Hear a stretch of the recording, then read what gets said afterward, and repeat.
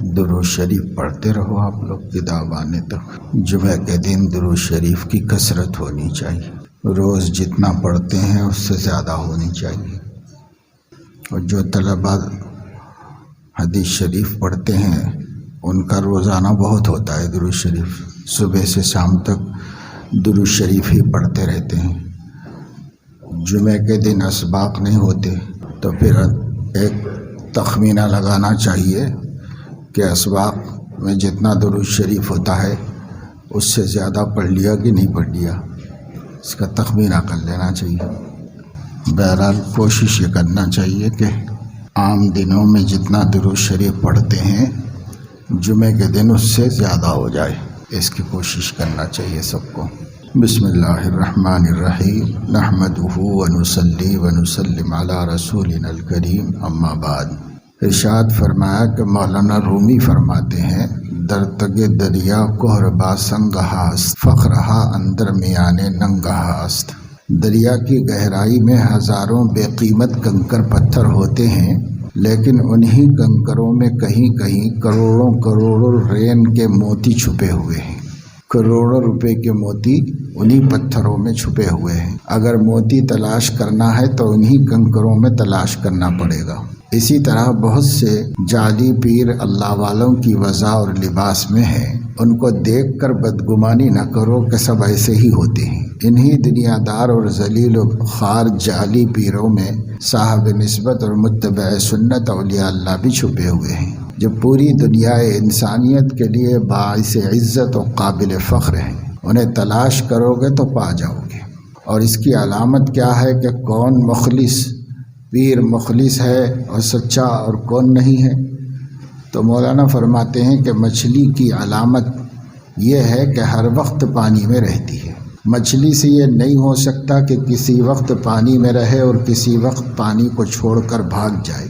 اسی طرح اللہ والے کی علامت یہ ہے کہ وہ ہر وقت خدا کو یاد رکھتا ہے، ایک سانس بھی اللہ کو نہیں بھولتا، یعنی ایک لمحے کے لیے بھی کوئی ایسا کام نہیں کرتا جو اللہ کی مرضی کے خلاف ہو۔ اللہ کے بغیر اس کو اپنی موت نظر آتی ہے، جیسے مچھلی کو پانی کے بغیر موت نظر آتی ہے۔ اگر وہ ایک لمحے کے لیے پانی سے الگ ہو جائے تو مرنے لگتی ہے۔ دائم اندر آب کار ماہیست، مار را با او کجا ہمراہیست۔ ہر وقت پانی میں رہنا مچھلی کا کام ہے۔ سانپ کو مچھلی کا درجہ حاصل نہیں ہو سکتا کہ ہر وقت پانی میں رہے، کیونکہ وہ پانی کا جانور نہیں ہے۔ اس لیے کچھ دیر تو مچھلی پن دکھائے گا اور پھر نظر بچا کر پانی سے بھاگ جائے گا اور خشکی میں جسم کو سکھائے گا۔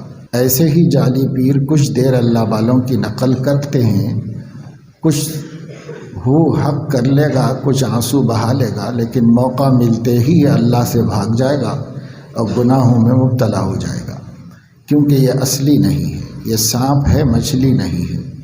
اس لیے یہ ہر وقت اللہ کے دریائے قرب میں نہیں رہ سکتا۔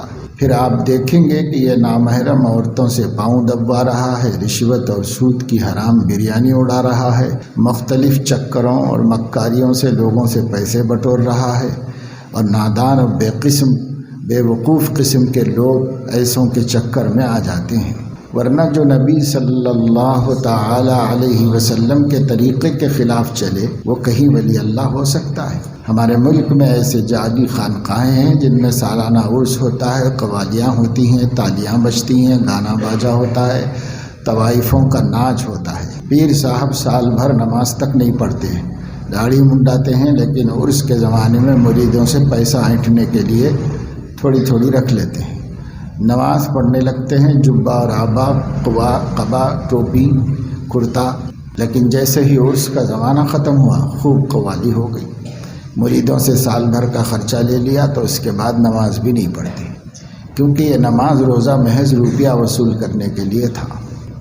یہی فرق ہے مکار اور نقلی پیروں اور سچے اللہ والے پیروں میں کہ سچے اللہ والے دنیا حقیر پر نہیں مرتے۔ دوسرا فرق یہ ہے کہ اگر کوئی مالدار ان سے کہے کہ آپ یہاں ایئر کنڈیشن میں آرام سے لیٹیں، آپ کو مرغی، پلاؤ، قورمہ، کباب خوب ملے گا، لیکن اللہ کی محبت سکھانے کا کام ہم کو نہیں چاہیے، تو اگر وہ اس مالدار کے یہاں پڑا رہے تو سمجھ لو کہ یہ نقلی اور جھوٹ جعلی ہے، اور اگر سچا اللہ والا ہے تو اس کی پیشکش پر لات مار دے گا۔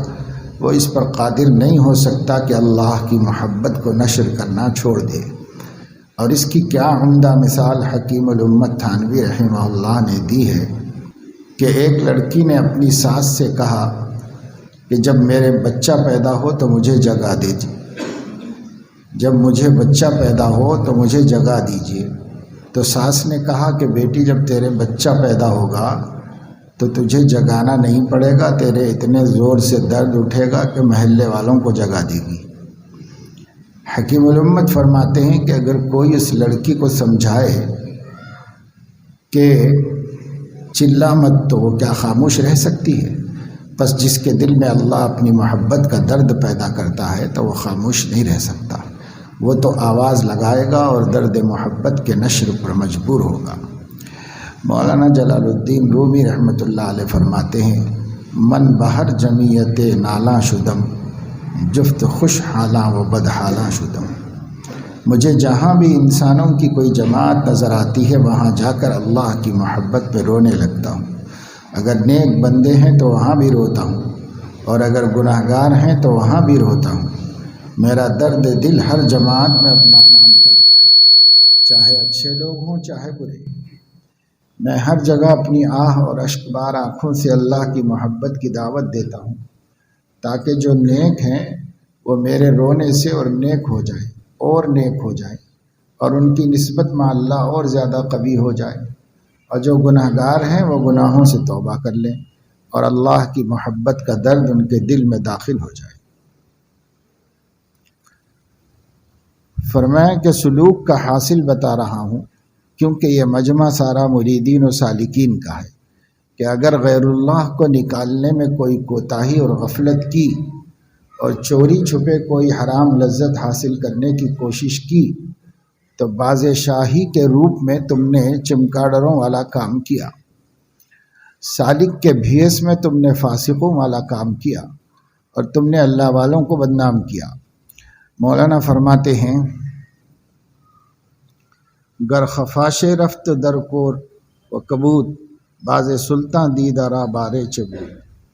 اگر چمکاڈر پیشاب و پاخانے کی نالیوں میں گھس کر پاخانہ کھاتا ہے اور پیشاب پیتا ہے تو ہم کو کوئی تعجب نہیں، لیکن جس باز نے بادشاہ کو دیکھا ہے اس کو کیا ہو گیا کہ باز شاہ ہو کر چمکاڈر بنا ہوا ہے اور گناہوں کی غلاظت اور گندگی میں مبتلا ہیں۔ اصلی مرید تو وہ ہے جو کسی باز شاہی سے شاہ بازی سیکھنا چاہتا ہو، کیونکہ باز شاہی سے شاہ بازی آئے گی، کرگسوں سے نہیں آئے گی۔ پس جو شیخ باز شاہی کے مقام پر فائز ہو وہی شاہ بازی سکھا سکتا ہے، یعنی جو شیخ عارف باللہ مقرب باللہ ہو وہی مریدوں کو اللہ کا عارف اور مقرب بنا سکتا ہے، اور اس کی صحبت سے تعلق مع اللہ کا اعلیٰ مقام نصیب ہو سکتا ہے۔ مولانا جلال الدین رومی رحمۃ اللہ علیہ فرماتے ہیں کہ اے دنیا والو، باز سلطانم گشم نیکو پیم فارغ از مردارم و کرگس نیم۔ میں اپنے شیخ شمس الدین تبریزی رحمہ اللہ کے فیض سے شاہی باز بن چکا ہوں۔ اب میں مرنے والی لاشوں کے ڈسٹمپر کو نہیں دیکھتا کہ ان کے گال کیسے ہیں اور ان کے بال کیسے ہیں، ناک کیسی ہے، آنکھیں کیسی ہیں، رسیلی ہیں یا نشیلی ہیں۔ اب میں باز سلطان بن چکا ہوں، اللہ کی رحمت سے نیک کردار بن چکا ہوں۔ اب میں مردہ کھانے سے بیزار ہوں۔ میں کرگس نہیں ہوں کہ مردہ ہو جانے والے ٹڈیوں اور حسینوں کے چکر میں پھنسوں، کیونکہ ان کے جسم کا فس فلور، چہرہ، آنکھیں، گال، بال گراؤنڈ فلور ہی میں گرائیں گے۔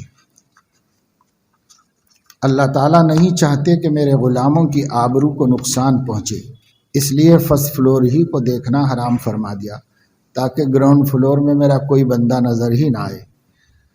غض بصر کا حکم سے دراصل حق تعالیٰ نے اپنے غلاموں کی آبرو کو تحفظ بخشا ہے، اس لیے یغضوا من ابصارہم کے فوراً بعد ویحفظوا فروجہم ہے کہ آنکھوں کو محفوظ رکھو گے تو تمہاری شرمگاہیں محفوظ رہیں گی اور تم باعزت رہو گے۔ لہذا چہرہ اور آنکھوں وغیرہ کو مت دیکھو تاکہ اس کی نوبت ہی نہ آئے کہ تم اور آگے بڑھ سکو۔ تمہاری آبرو کے نقصان سے اللہ تعالیٰ خوش نہیں۔ جیسے ہر باپ چاہتا ہے کہ میرے بچے باعزت رہیں، اللہ تعالیٰ تو ارحم الراحمین ہیں، وہ بھی چاہتے ہیں کہ میرے بندے باعزت رہیں۔ لہذا جب اللہ والوں کا بھیس اور ان کی شکل و صورت بنانے کی اللہ نے توفیق عطا فرمائی تو اس نعمت کا شکریہ ہے کہ کوئی ایسا عمل نہ کرو جو اللہ والوں کی شان کے خلاف ہو۔ تمام سلوک و تصوف کا حاصل یہ ہے کہ ایک لمحہ بھی اللہ کو ناراض نہ کرو۔ آخر میں حضرت نے نہایت درد سے فرمایا، میری باتوں کو برائے بات مت سنو، عمل کی نیت سے سنو، خوب غور سے سنو، واللہ کہتا ہوں کہ ورنہ پچھتاؤ گے۔ میری آہ کو رائیگاں کرنے والو، میرے ساتھ یہ بے وفائی نہ کرو، یہ آہ دل یوں ہی نہیں ملی۔ کس قدر اللہ تعالیٰ نے مجھے بزرگوں کے ساتھ رکھا، سمجھ لو تقریباً آدھی زندگی ختم ہو گئی اللہ والوں کی جوتیاں اٹھاتے اٹھاتے۔ میری آہ دل کو رائیگاں نہ کرو، ورنہ انہی حسینوں کے چکر میں ایک دن موت آ جائے گی تو کیا پیشاب پخانے کے مقامات پر فدا ہونے والی لعنتی حیات لے کر خدا کے سامنے جانا چاہتے ہو؟ اللہ پوچھے گا کہ تم نے زندگی کہاں پر گزاری، میرے لیے کیا لائے، تو کیا جواب دو گے؟ اسی لیے کہتا ہوں کہ قلب کو غیر اللہ سے بالکل پاک کر لو۔ جن کا قلب غیر اللہ سے پاک ہو گیا اور مولا دل میں آ گیا، ان کا چہرہ ترجمان مولا ہوتا ہے، اور جنہوں نے مولا کو یاد کیا، جنہوں نے مولا کو بھی یاد کیا مگر لیلاؤں کو بھی نہیں چھوڑا، ان کے چہرے پر سایہ بھی ہوتا ہے اور دھوپ بھی ہوتی ہے۔ اور حدیث میں آتا ہے کہ دھوپ اور سائے میں ایک ساتھ نہ رہو، کہ جسم کا کچھ حصہ دھوپ میں ہو اور کچھ سائے میں ہو۔ اس حدیث پاک سے یہ مضمون اللہ تعالیٰ نے دل میں ڈالا کہ گناہ گاروں والی زندگی اور اللہ والی زندگی کو مخلوط مت کرو، کہ اللہ اللہ کر کے اللہ کا نور بھی لے لیا اور کچھ گناہ کر کے حرام مزہ بھی لے لیا۔ انوارات و ظلمات دونوں کو جمع مت کرو، موتی کے خمیرے کے ساتھ زہر مت کھاؤ، ایسی حیات اچھی حیات نہیں۔ ہمت سے کام لو اور دل کے اندھیروں کو بالکل مٹا دو۔ جب قلب غیر اللہ سے پاک ہو جائے گا تو اللہ ہی اللہ ہوگا، اور گناہوں سے بچنے کے مسلسل مجاہدے سے جب دل تجلیات الہیہ متواترہ مسلسلہ وافرہ بازغہ سے متجلی ہوگا تو تمہارا چہرہ ترجمان مولا ہوگا، 14ویں کے چاند سے زیادہ روشن۔ بس ہمت سے کام لو۔ اگر کبھی خطا کا صدور ہو جائے تو اللہ کے سامنے اتنا رو جس سے قلب پھر مجلہ و مصفہ ہو جائے۔ میں یہ نہیں کہتا کہ آپ سے کبھی معصیت کا صدور ہی نہ ہو، کیونکہ یہ صرف پیغمبروں کا مقام ہے جن سے کبھی خطا صادر نہیں ہوتی۔ پیغمبر معصوم ہوتے ہیں، ہم معصوم نہیں ہیں، ہم سے خطائیں ہو سکتی ہیں، لیکن اگر کبھی خطا ہو جائے تو اسے عادت اور اوڑھنا بچھونا نہ بناؤ کہ جب تک حسینوں کو نہ دیکھ لو کھانا ہی ہضم نہ ہو، جب تک کوئی حرام نمک نہ چکھ لو دل کو چین ہی نہ آئے۔ نافرمانی اور گناہ کی غذائے حرام کے عادی نہ بنو۔ خطا کرنا اور ہے، خطا ہو جانا اور ہے، گٹر میں گرنا اور ہے، گرانا اور ہے، گناہ کی ذلت کے گٹر میں گر جانا اور ہے، اور گرا کر حرام لذت اڑانا اور ہے۔ بس اگر احیاناً یعنی بنا ارادہ بشریت سے مغلوب ہو کر کبھی خطا ہو جائے تو ستور خطا کے بعد استغفار و توبہ سے پھر صاحب عطا ہو جاؤ۔ اگر خطاؤن تھے تو توبہ کی برکت سے خیر الخطائین بن جاؤ۔ حضور علیہ السلام نے فرمایا کل ابن آدم خطاؤن و خیر الخطائین التوابون۔ تم میں سے ہر شخص خطا کار ہے اور بہترین خطا کار وہ ہے جو بہت توبہ کرنے والا ہو۔ تو خیر الخطائین ہو جاؤ، اپنے ساتھ خیر لگوا لو، تو پھر آپ خطائین نہیں خیر ہی خیر ہیں، کیونکہ ترکیب اضافی میں مقصود مضاف ہوتا ہے، مضاف الیہ نہیں ہوتا۔ جیسے جاء غلام زیدن، زید کا غلام آیا، اس میں غلام مقصود ہے زید نہیں۔ اسی طرح خیر الخطائین میں خیر ہی مقصود ہے، خطائین نہیں۔ تو سوال ہے کہ جب خیر ہی مقصود تھا تو پھر خطائین کی اضافت کی کیا ضرورت تھی؟ تو جواب ہے کہ اگر یہ اضافت نہ ہوتی تو توبہ کی کرامت ظاہر نہ ہوتی۔ اس اضافت سے ظاہر ہو رہا کہ تھے تو تم خطا کار مگر توبہ کی برکت سے خیر بنے ہو، تھے تو تم صاحب خطا مگر توبہ کی کرامت سے صاحب عطا ہو گئے ہو۔ پس کوشش کرو کہ کم سے کم خطا ہو، لیکن اگر کبھی خطا ہو جائے گناہ سے الگ ہو کر ندامت و آہوزاری کے ساتھ اور دل میں عزم علی التقوی کے ساتھ، عزم علی التقوی یعنی پرہیزگاری پر قائم رہنے کے پختہ ارادے کے ساتھ استغفار و توبہ کر کے پاک صاف ہو جاؤ، خیر الخطائین بن جاؤ۔ توبہ کی برکت سے قلب کے سامنے سے نفس کی حیلولت ہٹے گی اور پورا قلب اللہ تعالیٰ کی تجلیات خاصہ سے 14ویں رات کے چاند کی طرح روشن ہو جائے گا، اور آپ کا چہرہ بھی جو ترجمان قلب ہوتا ہے تجلیات الہیہ سے منور ہو جائے گا۔ اللہ تعالیٰ قادر مطلق ہیں، اگر چاہتے تو موت کا فرشتہ بھیج کر مکہ شریف میں ابو جہل، ابو لہب اور جملہ دشمنان اسلام کو ہلاک کر دیتے اور حضور صلی اللہ علیہ وسلم کو ہجرت نہ کرنی پڑتی، لیکن اللہ سبحانہ وتعالیٰ نے ہجرت کا حکم دے کر وطن کا بت گرا دیا اور صحابہ کرام کے قلوب کو وطن کی معبودیت سے پاک کر دیا، اور قیامت تک کے لیے تعلیم دے دی کہ اگر میری محبت میں وطن بھی چھوڑنا پڑے تو دریغ نہ کرنا، جہاں تمہیں تمہارا مولا ملے وہی تمہارا وطن ہے۔ مولانا فرماتے ہیں، گفت معشوق با عاشق اے فتح تو بغربت دی دئی بس شہرہا۔ ایک معشوق نے اپنے عاشق سے پوچھا کہ تو نے پردیس میں بہت سے شہر دیکھے ہیں، پس کدامی شہر زاں با خوش ترست، گفت آن شہرے کے دروے دل برست۔ پس کون سا شہر تجھے سب سے اچھا لگا؟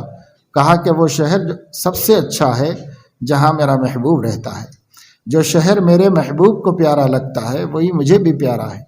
تو اللہ تعالیٰ نے ہجرت کو فرض فرما کر وطنیت کے بت کو پاش پاش کر دیا کہ اسلام میں وطن کوئی چیز نہیں ہے، اصل چیز میری رضا ہے، جس زمین پر میں راضی ہوں وہی تمہارا وطن ہے۔ اور ہجرت سے یہ بھی ظاہر فرما دیا کہ اسلام کھاتا بہی یا ناپ تول کا کوئی کمپیوٹرائزڈ مذہب نہیں ہے کہ کعبہ شریف میں ایک نماز کا ثواب 1 لاکھ اور مسجد نبوی میں 50,000 ہے تو ہم کیوں ہجرت کریں؟ نہیں، میری رضا کے سامنے ثواب کیا چیز ہے؟ مسلمان میری رضا پر فدا ہوتے ہیں، کعبے میں راضی ہوں تو کعبے میں رہو، اور عرفات کے جنگل میں بھیج دوں تو وہاں رہو، اور مدینہ شریف میں ہجرت کا حکم دے دیا تو وہاں رہو۔ اسلام نام ہے اللہ کی مرضی پر فدا ہونے کا، نہ کہ ثواب کے ناپ تول اور کھاتا بہی کا۔ اور اس سے بھی بڑھ کر ایک علم اللہ تعالیٰ نے میرے قلب کو عطا فرمایا کہ ہجرت کی فرضیت سے حضور صلی اللہ علیہ وسلم کی صحبت کی اہمیت بھی ظاہر ہو گئی کہ میرا رسول کعبے سے بہتر ہے۔ فرض حج تو کعبہ ہی میں ادا ہوگا، لیکن کعبے والا تمہیں میرے رسول سے ملے گا۔ کیفیت یقین و ایمان اور کیفیت احسان کعبہ کے پتھروں سے تمہارے دل میں منتقل نہیں ہوگی، میرے رسول کے قلب سے منتقل ہوگی۔ کیفیت ایمانیہ و احسانیہ کا محل، مرکز اور مستقر قلب ہے، تو قلب پیغمبر سے ایمان و احسان منتقل ہوگا۔ کعبے نے اپنے اندر سے بت نہیں نکالے، میرے رسول نے کعبے سے بت نکالے، تو تمہارے دل سے غیر اللہ کے بت کعبہ نہیں میرا رسول نکالے گا۔ لہذا میرے نبی جہاں جا رہا ہے وہیں تم سب چلے جاؤ، ایک کو بھی اجازت نہیں جو کعبہ میں رہے۔ کعبے میں رہنے سے تمہیں کعبہ ملے گا، میرے رسول سے تمہیں کعبے والا ملے گا، اور جب تک کعبہ والا نہیں ملے گا تو کعبے کا مزہ بھی نہیں پاؤ گے۔ گھر کا مزہ جب ہے جب گھر والے سے تعلق۔ تو ہجرت کے حکم سے اللہ تعالیٰ نے حضور صلی اللہ علیہ وسلم کی صحبت کی اہمیت بتا دی، جس سے نائب رسول یعنی متبع سنت مشائخ کی صحبت کی اہمیت بھی ظاہر ہو گئی کہ جہاں تمہارا مربی ہو وہاں جاؤ، اپنے وطن سے چپکے مت رہو، کیونکہ اللہ تمہیں اللہ والوں سے ملے گا۔ صحبت رسول کے صدقے میں صحابہ کے قلب میں کیفیت احسانی سید الانبیاء صلی اللہ علیہ وسلم کے قلب نبوت سے منتقل ہوئی تھی، لہذا صحابہ کا سارا ایمان اور صحابہ کا سا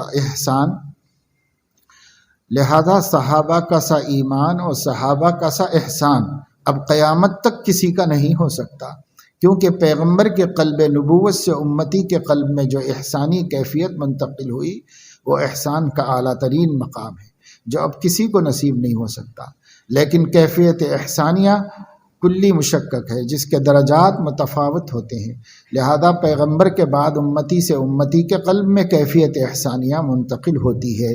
اس لیے صحابی جیسا احسان اب کسی کا نہیں ہو سکتا، لیکن جس شیخ کے قلب میں کیفیت احسانیہ جس قدر قوی ہوگی اتنی ہی قوی دوسرے امتی کے قلب میں منتقل ہوگی، اور احسان ہی سے اعمال کا وزن ہوتا ہے۔ اس لیے عارف کی 2 رکعت غیر عارف کی 1,00,000 رکعت کے برابر ہے، لہذا صحبت شیخ سے کبھی استغنا نہیں کرنا چاہیے، کیونکہ کیفیت احسانیہ اسی کے قلب سے منتقل ہوگی۔ اس لیے بار بار شیخ کی خدمت میں حاضری دو، جب جاؤ گے ہمیشہ کچھ نہ کچھ ترقی پاؤ گے۔ اللہ کا راستہ غیر محدود ہے، قرب غیر متناہی ہے، اس لیے تھوڑے سے قرب پر قناعت مت کرو، بار بار شیخ کے پاس جاؤ گے تو انشاءاللہ کیفیت احسانیہ میں ترقی ہوتی رہے گی، اور کیفیت احسانیہ سے آپ کا ایمان اور آپ کا اسلام حسین ہو جائے گا۔ میرے شیخ حضرت شاہ عبد الغنی صاحب فرماتے ہیں کہ احسان کے معنی حسین کرنے کے ہیں، تو احسان سے آپ کا ایمان بھی حسین ہو جائے گا اور آپ کا اسلام بھی حسین ہو جائے گا، یعنی اعمال باطنہ اور اعمال ظاہرہ سب حسین ہو جائیں گے۔ ہر وقت حضوری رہے گی کہ اللہ مجھے دیکھ رہا ہے، ایسا شخص ہر وقت باخدا رہے گا۔ اس لیے شیخ سے کبھی مستغنی نہ ہونا چاہیے، اس کی خدمت میں جانا چاہیے، کم از کم ایک چلہ زندگی بھر میں لگانا چاہیے۔ مجدد زمانہ حضرت حکیم الامت مولانا اشرف علی صاحب تھانوی رحمۃ اللہ کا ارشاد ہے کہ زندگی میں 40 دن اپنے شیخ کے پاس لگا دو، درس نظامی 10 سال پڑھتے ہو، میڈیکل کالج میں 5 سال پڑھ کر ڈاکٹر بنتے ہو، اگر 40 دن میں اللہ مل جائے تو سستا سودا ہے۔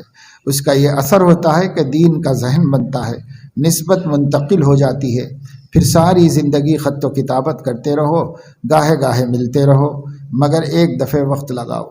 الحمدللہ 18 سال کی عمر میں جب میں حضرت شاہ عبد الغنی صاحب پھول پوری سے بیعت ہوا، اس وقت پہلی ہی ملاقات میں نے 40 دن لگائے اور خاص بقر عید کے دن اپنے شیخ کے پاس حاضری دی، جبکہ انسان عید اپنے ماں باپ کے ساتھ کرتا ہے۔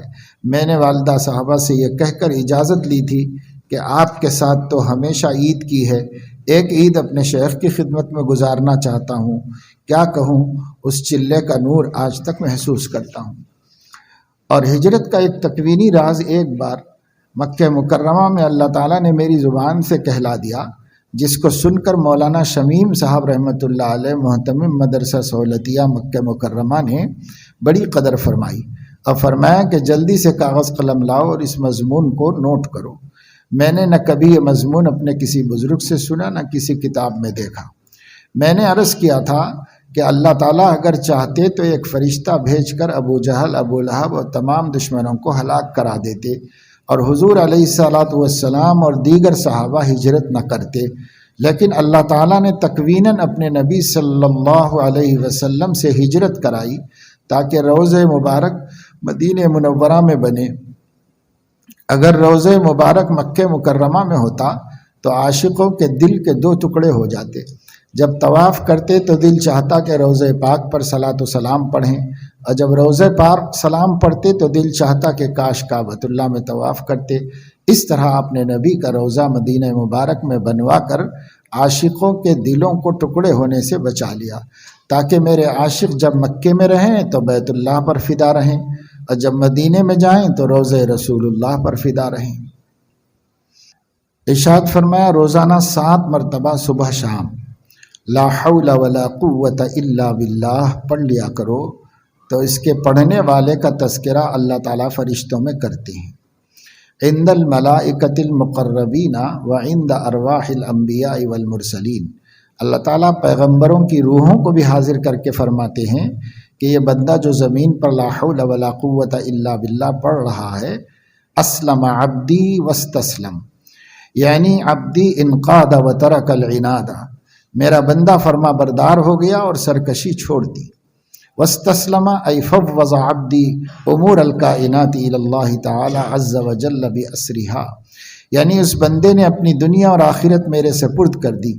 تو اس کا فائدہ یہ ہے کہ جب روزانہ صبح و شام اللہ تعالیٰ فرشتوں سے فرمائیں گے کہ اے فرشتوں سن لو، میرا بندہ میرا فرما بردار ہو گیا، عبدی انقاد وترک العناد، اور میں نے نافرمانی چھوڑ دی تو جب اللہ تعالیٰ یہ خوشخبری سنائیں گے فرشتوں کو تو اللہ تعالیٰ کو اپنی خوشخبری اور عزت کی لاج نہیں آئے گی کہ یہ نالائق کا نالائق ہی رہا۔ فرشتے کہیں گے کہ اللہ میاں آپ تو روزانہ تعریف کر رہے ہیں اور وہ تو ویسے کا ویسا ہی ہے۔ تو اس اعتقاد سے پڑھو، انشاءاللہ تعالیٰ اس کلمے کی برکت سے اللہ ویسا بنا بھی دے گا۔ یہ وہ کلمہ ہے جس کو یہ شرف حاصل ہو کہ اس کا ترجمہ حضور علیہ السلام نے فرمایا۔ حضرت عبداللہ ابن مسعود رضی اللہ تعالی عنہ نے آپ کی مجلس میں لا حول ولا قوت الا باللہ پڑھ لیا۔ آپ نے فرمایا حل انت تدری ما تفسیرها، اے عبداللہ ابن مسعود کیا تجھے پتا ہے کہ اس کلمے کا ترجمہ کیا ہے؟ انہوں نے عرض کیا یا رسول اللہ آپ بتائیے، ہمیں تو معلوم نہیں، بتائیے۔ حضرت عبداللہ ابن مسعود رضی اللہ عنہ کتنے قابل صحابی تھے اور عربی لغت کے ماہر تھے، مگر ترجمہ نہیں کر سکے کیونکہ سرکاری خزانے سے جو الفاظ عطا ہوتے ہیں ان کو سرکار ہی ترجمہ کراتی ہے۔ حضور صلی اللہ علیہ وسلم نے اس کی تفسیر فرمائی کہ لا حول کے معنی ہیں لا حول عن معصیت اللہ الا بعصمت اللہ، ہم کو نہیں ہے طاقت گناہ سے بچنے کی مگر جب اللہ ہماری حفاظت فرما رہے، اور لا قوت، اور نہیں ہے قوت، حالانکہ بظاہر قوت تو ہے کیونکہ کھا رہے ہیں، پی رہے ہیں، چل پھر رہے ہیں، قوت نہیں ہے تو بیوی کے ساتھ کیسے رہ سکتے ہیں، کیوں کھانا کھاتے ہو، کیوں دفتر جاتے ہو، کیوں امامت کرتے ہو؟ لیکن یہاں قوت کے کیا معنی ہیں؟ یہ اجمال تفصیل طلب ہے، اس اجمال کی تفصیل نبی صلی اللہ علیہ وسلم نے پیش کی۔ ولا قوت کا مطلب ہے لا طاقت علی طاعت اللہ الا بعون اللہ، نہیں ہے طاقت ہمیں اللہ کی عبادت کی مگر اللہ کے ذریعے۔ میرے شیخ و مرشد شاہ عبد الغنی رحمۃ اللہ علیہ فرماتے تھے کہ اس کلمے میں اللہ تعالیٰ نے ہمیں عاجزی اور کمزوری کا احساس دلایا ہے کہ تم ہمیں زور سے نہیں پا سکتے، ظاہری سے پاؤ گے، انسان کمزور ہے، خلق الانسان ضعیفا، ہم لوگ رجسٹرڈ کمزور ہیں، ہماری کمزوری کی رجسٹریشن ہو چکی ہے۔ اللہ تعالیٰ فرماتے ہیں کہ ہم نے ہر انسان کو ضعیف و کمزور پیدا کیا، اس لیے اگر بچہ کمزور ہے تو ابا سے مدد مانگے، بندہ کمزور ہو تو ربا سے مدد مانگے۔ اب فرمایا کہ لا حول ولا قوت کا یہ کلمہ جنت کا خزانہ ہے، کنز من کنوز الجنہ۔ ملا علی قاری رحمۃ اللہ علیہ نے اس کلمے کی شرح لکھی ہے کہ جنت ملے گی دو کام سے، نیک کام کرنے سے اور برائی سے بچنے سے، تو اس کلمے میں دونوں توفیق موجود ہیں، اس لیے یہ جنت کا خزانہ ہے۔ جب حضور صلی اللہ علیہ وسلم کو معراج میں بلایا گیا تو حضرت ابراہیم علیہ السلام سے ملاقات ہوئی، انہوں نے فرمایا مر یا محمد صلی اللہ علیہ وسلم امتک، اے محمد صلی اللہ علیہ وسلم اپنی امت کو حکم دے دیجئے ان یفرس بفراس الجنہ، جنت کے درختوں کی تعداد بڑھائیں۔ آپ کی امت جتنا لا حول ولا قوت الا باللہ پڑھے گی اتنی ہی درخت جنت میں تیار ہو جائیں گے۔ آج کا یہ وظیفہ کتنا اہم ہے کہ گناہ سے بچنے کی اسٹیم اور طاقت اور انرجی حاصل ہوتی ہے اس سے کہ بندر جو ہوتا ہے وہ ہر چیز کی نقل کرتا ہے، اسے کچھ نہیں معلوم کہ یہ غلط کام ہے یا اچھا کام ہے، اس کو بس نقل کی عادت ہے۔ تو 7 مرتبہ لا حول ولا قوت الا باللہ فجر کے بعد اور مغرب کے بعد پڑھ لیا کرو۔ وصلی اللہ تعالی علی خیر خلقہ سیدنا و حبیبنا محمد وعلی آلہ و اہل بیتہ و صحبہ اجمعین۔ سبحان ربک رب العزة عما یصفون وسلام علی المرسلین والحمد للہ رب العالمین۔